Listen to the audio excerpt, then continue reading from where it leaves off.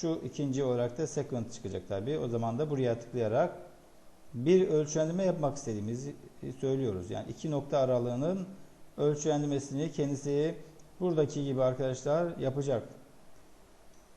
Hemen biz de bakalım. Bunun için birinci nokta için tıklıyoruz.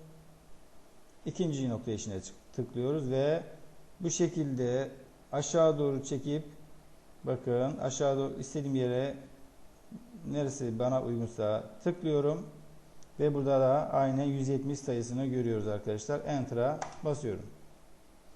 Ve böylece ne gördük? Burada 170 sayısını gördük. Ama ne yok? Bakın istediğim biçimde görülmedi. Yani şuradaki gibi şu hali almadı. İşte bu hali alabilmesi için ne yapmamız gerekiyor? Ölçülendirme stilleri oluşturmamız gerekiyor. Bu ölçülendirme stillerinde buradaki sayı, yazı yüksekliğini, okların büyüklüklerini ve buna göre renklerini de dahil her şeyi ayarlamak mümkün. Şuradaki sayıyla çizgi arasındaki mesafesinden tutun da buradaki çizgi çıkıntılarını hepsini stilde ayarlayabiliyoruz. Demek ki bizim buradaki bu şekilde ölçülendirmemiz ilk etapta mümkün görünmüyor. Bu nedenle ne yapmamız lazım? Ayarlar yapmamız lazım. Evet. Demek ki dim yazıp hor diyerek yatay bir ölçendirme yaptık. Dim deyip bir de ver diyelim bakın. Madem dimdeyiz ver diye yazalım.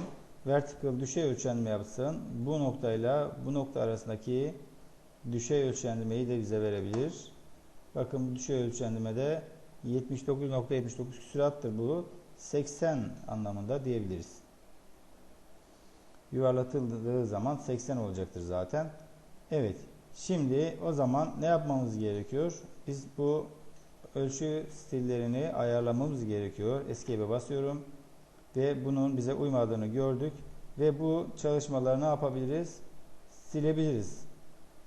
Bakın standart stilde bir ölçendirme olduğunu söylüyor. Bunları sileceğiz. Bize uymadığı için.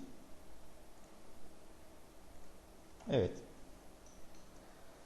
Artık biz bu ne yapalım? İlk önce stillerimizi oluşturalım. Ondan sonra da gelelim. Burada tekrar ölçendirmeyi yapalım ve o zaman gayet güzel görünecektir.